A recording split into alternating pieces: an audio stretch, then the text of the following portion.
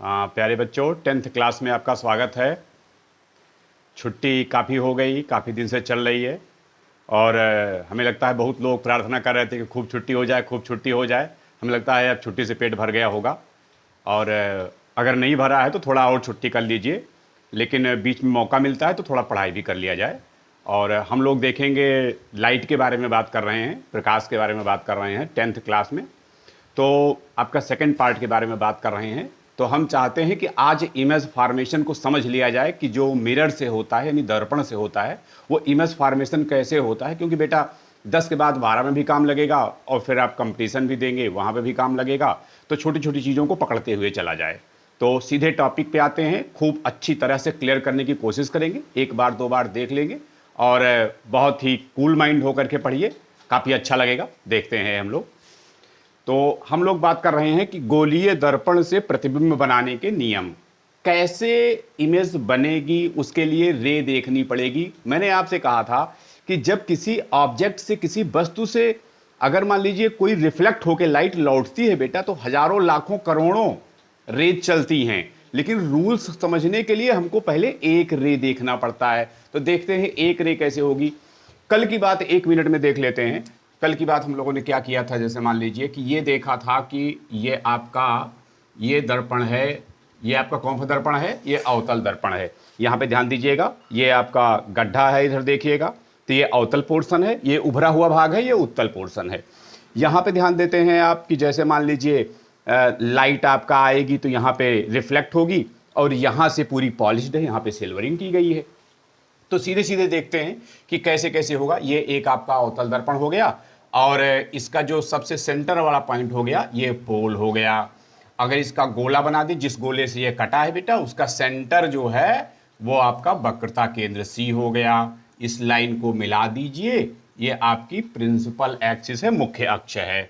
और इसका जो सेंट्रल पॉइंट है, ध्यान दीजिएगा, वो आपका क्या है, फोकस है। इतनी सब बातें हम लोग कर लिए थे। सीधे सीधे ध्यान देते हैं कि अगर रे यहां से आ रही है, मान लीजिए कि मुख्य अक्ष के समांतर आ रही, एक रे ध्यान दीजिएगा, ये मुख्य अक्ष के समांतर आ रही है। अगर मान लीजिए प्रिंसिपल एक्सिस के समांतर आ रही रे, तो ये परावर्तन यहां से होगा, यहां से लौट पड़ेगी, यहां से रिफ्लेक्ट होगी। रिफ्लेक्ट होके कहां पे जाएगी बेटा, रिफ्लेक्ट होके ये फोकस पे जाएगी। तो वही परावर्तन का नियम यहां भी लागू है। ये देखिए, यहां पर अगर आपसे कहा जाए कि ये रे कैसे मुड़ी, तो इसके लिए यहां सी से आप खींच लीजिए और यहां पे ध्यान दीजिएगा, ये आपका अभिलंब है। यहां पे मैंने कहा था कि जो अभिलंब और आपतित किरण है उसके बीच जितना कोण होगा उतने कोण परावर्तित किरण और अभिलंब के बीच में होगा। तो ये आपका आई हो गया, ये आपका आर हो गया। तो सिंपल सी बात से ध्यान दीजिएगा कि जैसे मुख्य अक्ष के समांतर आ रही है तो कहां पर चली जाएगी, ये चली जाएगी फोकस से चली जाएगी। हाँ, अगर मान लीजिए कि रे जो आ रही है बेटा वो आपका, ये मान लीजिए P है, ये मान लीजिए F है, ये मान लीजिए C है, अगर रे फोकस से जा रही है तो परावर्तन के पश्चात क्या हो जाएगी, मुख्य अक्ष के समांतर हो जाएगी। तीसरी चीज है कि अगर मान लीजिए जो रे है, ये आपका P हो गया, ये आपका F हो गया, ये आपका C हो गया, अगर रे ध्यान दीजिएगा यहां से जाती है, माने C से जाती है, तो C से जो भी रे जाएगी बेटा, चाहे वो इधर को जाए तो ऐसे वापस हो जाएगी, ये ऐसे जाए तो ये ऐसे वापस हो जाएगी। ऐसा क्यों हो रहा है, देखिए परावर्तन बिल्कुल सेम है, जैसे समतल दर्पण के लिए था वैसे यहां गोलीय दर्पण के लिए है। जो रे ये जा रही है भैया, ये अभिलंब है, ये नॉर्मल है। ये यहां पर ध्यान दीजिएगा कि जितने एंगल पे इंसिडेंट हो रही है, सीधे आपतित हो रही है, तो ये आपका सेंटर से जा रही है, तो ये यहां पे अभिलंबवत गिर रही है, तो जैसे जा रही है वैसे चली जाएगी। तीन बातें हो गई, तो ये चीज ध्यान दीजिएगा। और अगर मान लीजिए आपका यहां पे कोई रे ये P है और इस तरह से आ रही है, इस पॉइंट पे यहां पे सीधे आकर के मान लीजिए यहां पे आकर के आपके P पे आ रही है, तो जितने एंगल से यहां आपतित हो रही है भैया, उतने ही एंगल से क्या हो जाएगी, परावर्तित हो जाएगी। तो आपके ये प्रतिबिंब बनाने के लिए 4 रे का हम लोग इस्तेमाल करेंगे। तो ध्यान देते हैं, जैसे मुख्य अक्ष के समांतर आई, यहां पर परावर्तन के पश्चात क्या होगा कि अगर मान लीजिए ये चली जाएगी, कहां चली जाएगी, फोकस से चली जाएगी। दूसरी ध्यान दीजिएगा कि अगर फोकस से जा रही है रे, यहां पर टकराने के बाद मुख्य अक्ष की क्या हो जाएगी, समांतर हो जाएगी। तीसरी चीज, सी से जितनी किरणें चलेंगी, यानी यहां का सेंटर से, वक्रता केंद्र से जितनी किरणें चलेंगी वो सब टकराने के बाद क्या होगी, लौट आएगी। चौथी चीज ध्यान दीजिएगा कि यहाँ पे ध्रुव पे अगर जाके किरण पड़ रही है तो ये प्रिंसिपल एक्सिस से जितना एंगल बना रही है उतने एंगल से यहां से लौट जाएगी, ये चीज हो जाएगा। तो ये आपके 4 तरीके हो गए। उसके बाद हम लोग देख लेते हैं, अगर मान लीजिए ये दर्पण आपका अवतल नहीं है, उत्तल दर्पण है, तो उसके केस में भी आप देख सकते हैं। उत्तल दर्पण का केस है तो यहां पे देख लीजिएगा, आपका ये यहां पे सेंटर आपका यहां पड़ रहा है, ये आपका फोकस है और ये आपका पोल है। अब अगर कोई रे, ये आपकी मुख्य अक्ष है, प्रिंसिपल एक्सिस है, अगर ध्यान दीजिएगा ये प्रिंसिपल एक्सिस के पैरेलल रे आ रही है, तो बेटा यहां पर ये आगे तो यहां पॉलिश है, आगे तो जाएगी नहीं, तो होता क्या है कि ये फोकस की सीध में ऐसे पीछे की तरफ ये वापस लौट आएगी। आपको लगेगा कि ये यहां से आ रही है, मगर सचमुच यहीं से चली आ रही है। हाँ, अगर कोई रे, ध्यान दीजिएगा, इस तरह से है, ये फोकस है, ये सी है, अगर फोकस की सीध में बच्चों आ रही है, ये चीज आ रही है, तो यहां ध्यान दीजिएगा वो आगे तो जा नहीं पाएगी, आगे तो पॉलिश है, यहां पे ये ऐसे मुख्य अक्ष के समांतर क्या होगी, लौट आएगी। तीसरी चीज है कि अगर कोई रे, ये एफ है आपका, ये सी है आपका, अगर सी की तरफ जा रही है बच्चों, तो ये सीधे सी की तरफ जैसे जा रही है वैसे क्या होगी, ये लौट आएगी। और चौथी चीज, एक और केस ध्यान दे लेते हैं, जैसे अगर मान लीजिए यहां पर आपका सीधे यहां पोल पे रे आ रही है, जितने एंगल से रे आ रही है उतने एंगल से लौट जाएगी। तो देखिए आप 4 रे हमने बना के वहां देखा था और उसके बाद 4 रे हमने यहां पे देखा, वो सेम चीजें आ जाएंगी। अब ध्यान दे लेते हैं, सीधे सीधे हम अवतल दर्पण पे आ जाते हैं।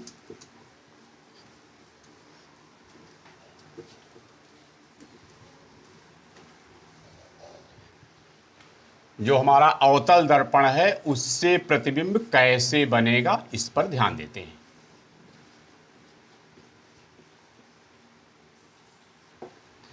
तो बेटा अलग अलग लोकेशन की बात है। जैसे मान लीजिए कि एक बार दर्पण से बहुत दूर है, फिर धीरे धीरे पास आती जाएगी, तो हम पास करते जाएंगे। पहले पॉइंट ध्यान दीजिएगा कि ऑब्जेक्ट जो वस्तु है वो अगर अनंत पे है तब क्या स्थिति होती है। अगर अनंत पे है ऑब्जेक्ट, यानी वस्तु इन्फिनिटी पे है, तो यहां ध्यान देते हैं, जैसे ये चीज आपकी, ये आपका अवतल दर्पण है, ये आपका पोल है, ये आपकी मुख्य अक्ष है, यहां पर ध्यान दीजिएगा ये आपका फोकस हो गया और ये आपका सी हो गया। अगर रे बेटा इन्फिनिटी पे है, यानी बहुत दूर है, तो यहां से रे जो सीधी चलेगी वो इस तरह से आ गई, यहां से रे इस तरह से आ गई। तो ध्यान दीजिएगा कि अगर मान लीजिए जो रे आ रही है यहां पर पैरेलल आ रही है, तो जो अनंत पे अगर वस्तु रहेगी तो रेस पैरेलल आएंगी, जितनी रे आएंगी वो सब पैरेलल आएंगी। अब ध्यान दीजिएगा ये पैरेलल किसके पैरेलल है, ये पैरेलल जो है आपके है किसके है, प्रिंसिपल एक्सिस के, मुख्य अक्ष के है। तो परावर्तन के पास वस्तु क्या होगा, ये लौट जाएगी, कहां पे जाएगी, फोकस से जाएगी।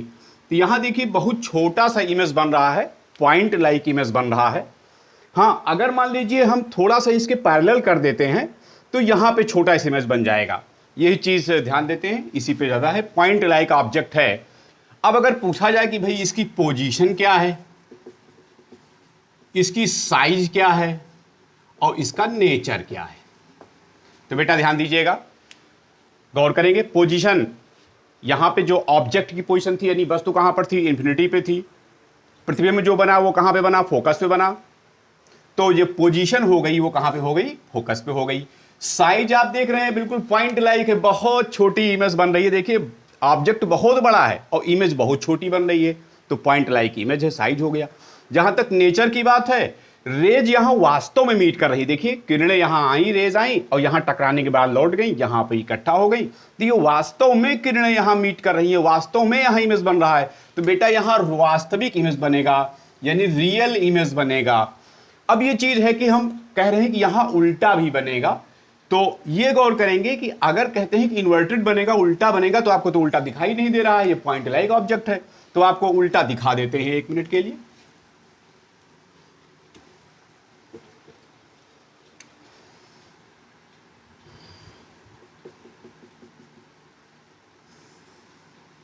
देखिए अगर मान लीजिए कि जो रेज है ऑब्जेक्ट वो इन्फिनिटी पे है सपोज करिए, तो ये आपका फोकस हो गया और ये आपका सी हो गया, सेंटर हो गया। अब अगर रे सपोज करिए आपकी कि एक रे यहां से आ रही है जो कि फोकस से जा रही है, सपोज करिए इस तरह से जा रही है, ये ध्यान दीजिएगा, ये रे आपकी लौट आएगी परावर्तन के पश्चात किसके पैरेलल, ये पैरेलल हो जाएगी मुख्य अक्ष के समांतर हो जाएगी, यहां पे चली आएगी। अब ध्यान देते हैं दूसरी रे जो है हम कहां से ला रहे हैं, सेंटर से ला रहे हैं। सेंटर से ला रहे हैं जो रे, उसको ध्यान देंगे जैसे जा रही है बेटा वो वैसे लौट आएगी। ऐसा क्यों हुआ, ऐसा हो रहा है क्योंकि ये सेंटर से जा रही है, वक्रता केंद्र से जा रही है। अब देखिएगा यहां पे एफ ऊपर लिख दे रहे हैं, यहां पे देखिए जो इमेज बनेगा अब आपको उल्टा दिखाई दे रहा होगा। तो सीधे सीधे वही बात है, ध्यान दीजिएगा कि अगर वस्तु अनंत पे है तो प्रतिबिंब कहां पे बनेगा, फोकस पे बनेगा। हाँ, अगर वस्तु फोकस पे रख दीजिए तो प्रतिबिंब कहां बनेगा, अनंत पे बनेगा। तो इन दोनों पॉइंट को बेचा कंजुगेट फोकस बोलते हैं, संयुग्मी फोकस बोलते हैं। जैसे एक जगह वस्तु है और प्रतिबिंब दूसरी जगह बना, फिर वहीं वस्तु रख दीजिए तो वहां प्रतिबिंब बन जाए। अगर ये दोनों, यहां वस्तु यहां प्रतिबिंब, यहां वस्तु यहां प्रतिबिंब, तो ये आपको संयुग्मी फोकस बिंदु कहलाते हैं, ये कंजुगेट फोकस हैं।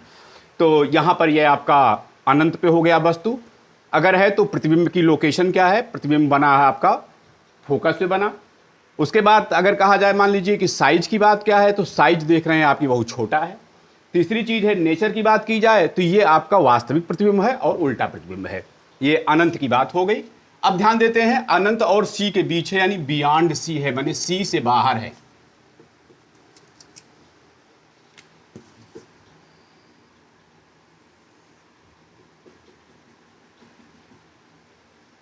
यहां पे देखिएगा ये आपका पोल है, ये आपका मुख्य अक्ष है, यहां पे आपका फोकस हो गया और यहां पे आपके वक्रता केंद्र हो गया। ये देखिएगा अब अनंत पे नहीं है वस्तु बेटा, यहां पे है, देखिएगा ये वस्तु यहां पे है। मैंने बोल सकते हो कि अनंत और सी के बीच है, सी और अनंत के बीच। तो यहां पर ध्यान दीजिएगा, चलिए यहां से रे चलते हैं।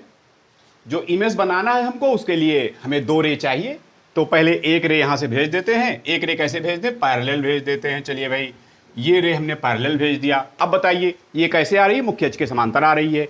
ये मुख्य अक्ष के समांतर आ रही है तो परावर्तन पश्चात कहां से जाएगी, फोकस से जाएगी। इसको भैया फोकस से भेज दीजिए। ये आपने फोकस से इसको भेज दिया, ये हमारा कौन सा पॉइंट है, ये हमारा फोकस है। उसके बाद दूसरी रे कहां से भेजते हैं, दूसरी रे हम सेंटर से भेज दे रहे हैं। तो ये सेंटर से भेज दे रहे हैं रे, तो ऐसे गई सीधे और जैसे जाएगी बेटा वैसे लौट आएगी, क्योंकि ये सेंटर से जा रही है। देखिए दोनों किरणें यहां मीट कर रही हैं और रियली मीट कर रही हैं। ये हमारा छोटा सा देख रहे हैं आप इमेज बन गया। अब छोटा यहां पे ध्यान दीजिएगा, जो ऑब्जेक्ट है वस्तु है वो बड़ी है, ये प्रतिबिंब जो है बच्चों छोटा है।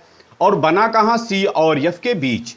तो जो आपकी पोजीशन है, यानी जो जहां पे जगह बन रही है इमेज, वो बिटवीन सी एंड एफ। यहां पे ये बिटवीन सी एंड एफ, सी और एफ के बीच बन रही है, देख रहे हैं। और उसके बाद अगर कहा जाए आपसे कि जो साइज की बात है, साइज अब भी छोटा है, जो स्मॉल साइज है यानी डिमिनिश्ड है। और उसके बाद कहा जाए कि भाई नेचर कैसा है, अगर नेचर की बात करते हैं तो देख रहे हैं अब भी किरणें वास्तव में यहां मीट कर रही हैं और ये प्रतिबिंब कैसा बन रहा है, उल्टा बन रहा है, प्रतिबिंब उल्टा बन रहा है। तो भैया ध्यान दीजिएगा, प्रतिबिंब उल्टा भी बनेगा, आपका इन्वर्टेड भी रहेगा और उसके बाद वास्तविक भी रहेगा। तो इस पे फिर से गौर कर लेते हैं।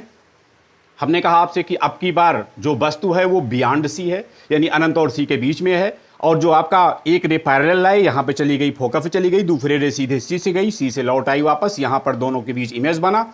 और देख रहे हैं सी और एफ के बीच बन रहा है, छोटा बन रहा है। और उसके बाद देख रहे हैं उल्टा बन रहा है और वास्तविक बन रहा है। ये आपका दूसरा केस हो गया। हम तीसरे केस की बात करते हैं। अब की बार क्या करें बच्चों, अब की बार सी पे रख देते हैं। चलिए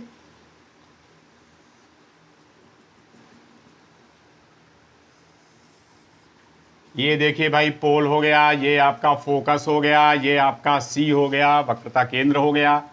यहीं पे देखिए ऑब्जेक्ट रख दे रहे हैं, वस्तु रख दे रहे हैं।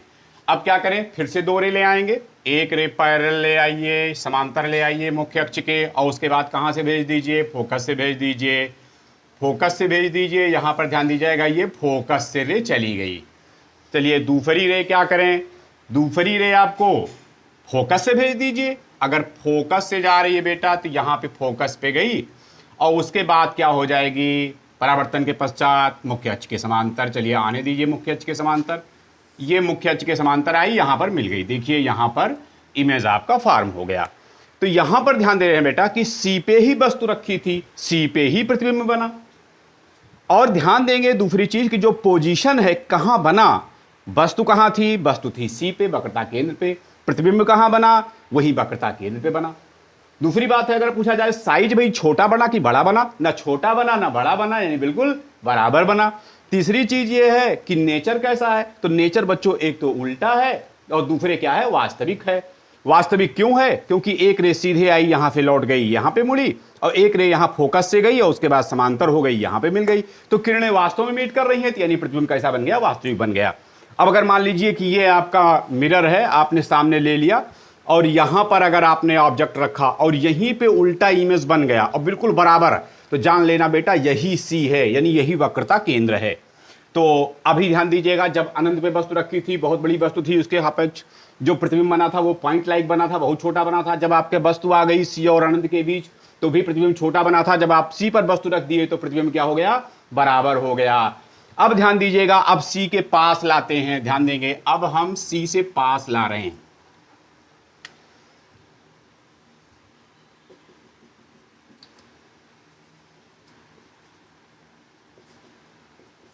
ये ध्यान दीजिएगा, अब की बार वस्तु कहां रख दिए, अब की बार वस्तु रख दिए सी और एफ के बीच, यहां पे पैरेलल लेके आइए और उसके बाद यहां से वापस कर दीजिए, इसके पैरेलल कर दीजिए। अब ध्यान दीजिएगा, चाहें तो आप यहां से सीधे डाल सकते हैं और चाहें तो आप यहां से डाल दीजिए, रे फोकस से डाल दीजिए। और फोकस से डालने पे आपका क्या हो जाएगा, यहां पे रे आई और इसको लेते आइए पीछे, ध्यान दीजिएगा ये चीज बना गया। ये आपका अब की बार ध्यान दीजिएगा, पूछा जाए कि कहां पर वस्तु है, वस्तु सी और एफ के बीच है, प्रतिबिंब कहां बना, सी और अनंत के बीच बना, वस्तु इधर को आ रही है, प्रतिबिंब इधर को जा रहा है, छोटा है कि बड़ा है, अब की बार बड़ा हो गया। अब ध्यान दीजिएगा, उल्टा है कि सीधा है, उल्टा है, वास्तविक है कि आभासी है, वास्तविक है। तो पोजीशन की बात हो गई सी और अनंत के बीच, और आपकी साइज की बात हो गई बड़ा है, और जो आपका नेचर है उल्टा है और वास्तविक है। अब उसके बाद वस्तु कहां पे ले आते हैं, अब की बार वस्तु ले आएंगे फोकस पे। चलिए भाई फोकस पे रख देते हैं, फोकस पे वस्तु को रख देते हैं, तब देखिए क्या होता है।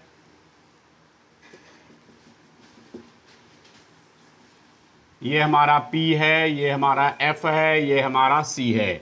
हमने रख दिया, ऑब्जेक्ट कहां पे रखा बेटा, ये फोकस पे रखा। जरा याद करो, जब अनंत पे रखे थे वस्तु, प्रतिबिंब कहां बना था, फोकस पे बना था। अब की कहां रख रहे हैं, फोकस पे रख रहे हैं, कहां बनेगा, अनंत पे बनेगा, क्लियर सी बात है। चलिए मुख्य अक्ष के समांतर ये रे ले आते हैं, ये कहां से चली जाएगी, ये आपकी सीधे सीधे चली जाएगी, फोकस से चली जाएगी। चलिए एक रे यहां से P से डाल दीजिए, आप पोल से डाल दीजिए। चलिए भाई पोल से डाल दे रहे हैं, पोल से डालिए, जितने एंगल से ये यहां से आई है उतने एंगल से नीचे को चली जाएगी। चलिए नीचे को जाने दीजिए। देखो बेटा ये रेज क्या हो गई, बिल्कुल पैरेलल हो गई, यानी इमेज कहां बनेगा, इन्फिनिटी पे बनेगा। तो मैंने कहा था आपसे कि अब वस्तु यहां पे फोकस पे है तो प्रतिबिंब कहां पे बन रहा है, अनंत पे बन रहा है। अगर आपसे पूछे मान लीजिए कि भाई ये लोकेशन क्या है प्रतिबिंब की, तो ये अनंत पे है। साइज क्या है, साइज बेटा बहुत बड़ा बनेगा। और उसके बाद तीसरी चीज अगर पूछी जाए कि नेचर क्या है, तो भाई उल्टा बनेगा और वास्तविक बनेगा, क्योंकि रेज वास्तव में मीट करती हैं। अब अगर फोकस और P के बीच में ले आते हैं,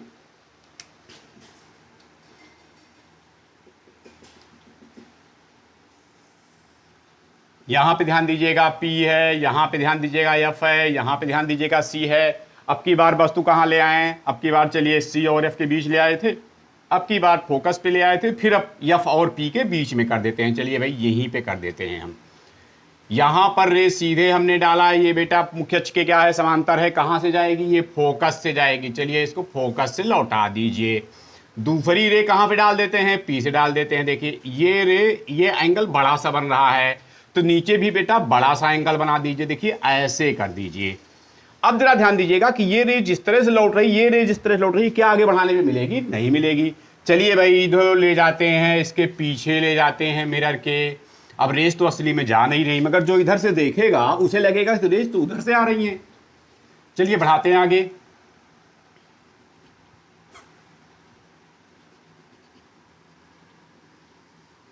खूब मैग्निफिकेशन मिल रहा है, मैंने खूब बड़ा सा इमेज बन रहा है। अब की बार वस्तु बच्चों कहाँ है, एफ और पी के बीच है, तो प्रतिबिंब यहां नहीं बना, प्रतिबिंब बना गया मिरर के पीछे चला गया। और क्या वास्तविक बना, नहीं वास्तविक नहीं बना, आभासी बना।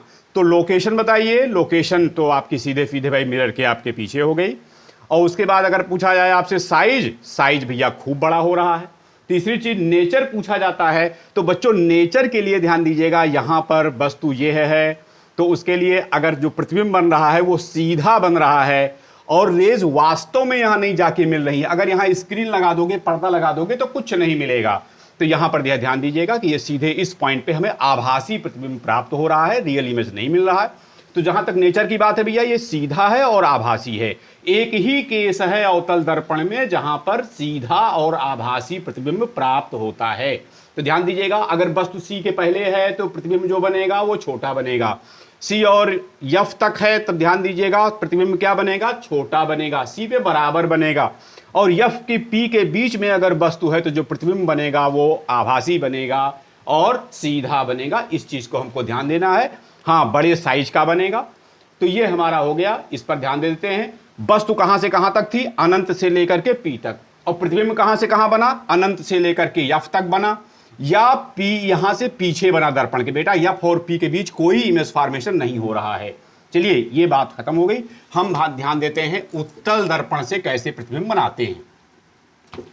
जल्दी से देख लेते हैं बेटा, उत्तल दर्पण से कैसे प्रतिबिंब बनता है।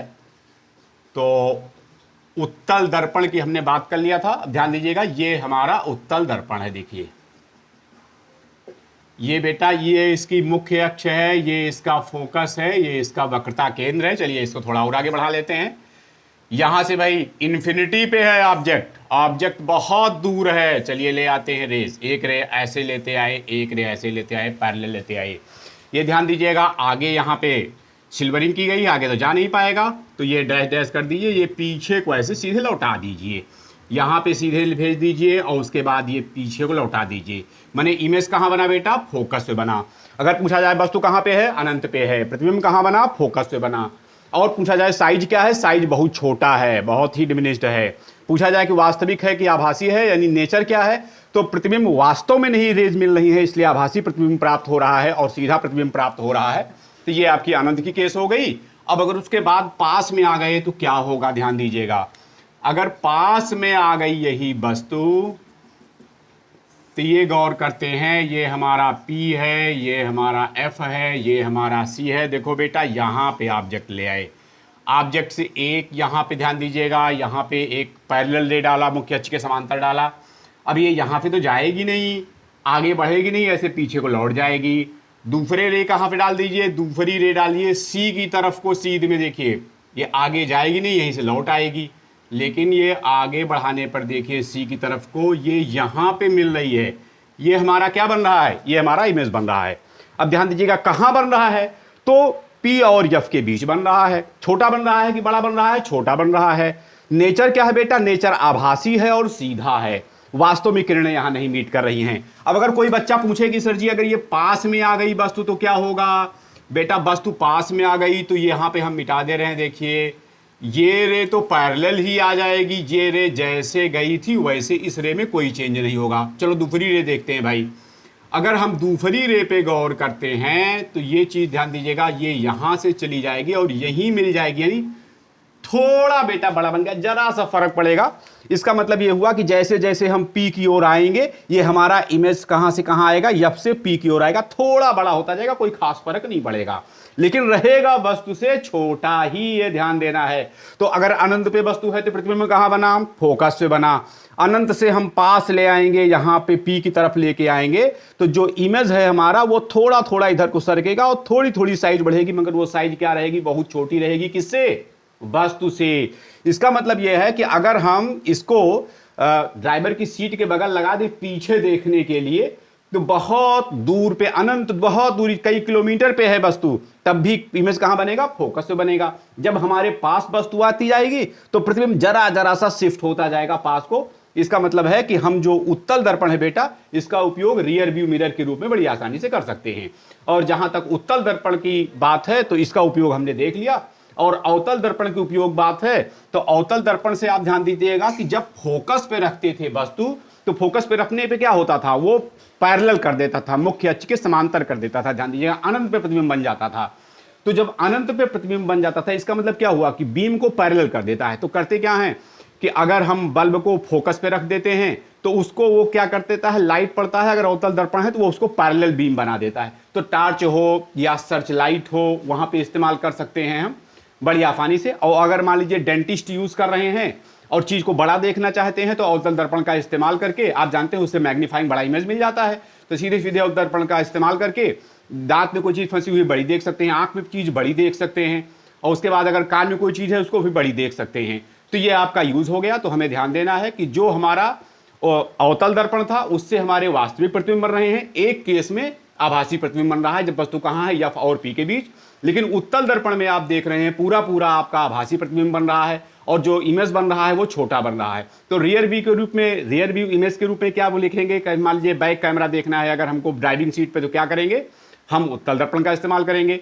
अगर हमको ध्यान दीजिएगा सेविंग करवाना है तो सेविंग के लिए हम क्या इस्तेमाल करेंगे, बड़ा इमेज चाहिए हमको, यानी अवतल दर्पण का इस्तेमाल करेंगे। अगर हमको डेंटिस्ट के पास जाना है, दांत पे कोई चीज फंसी है या कान में देखना है तो हम क्या करेंगे, अवतल दर्पण का इस्तेमाल करेंगे। अगर हमको टार्च वगैरह में, सर्च लाइट में इस्तेमाल करना, क्या करेंगे, अवतल दर्पण का इस्तेमाल करेंगे। तो बेटा ठीक है, काम हो गया आपका, इस पे बात कर लिए, हम कंप्लीट कर रहे हैं। और जो आपकी मिरर फार्मूले की बात है उसको अगले वीडियो में कवर करेंगे। बहुत बहुत धन्यवाद।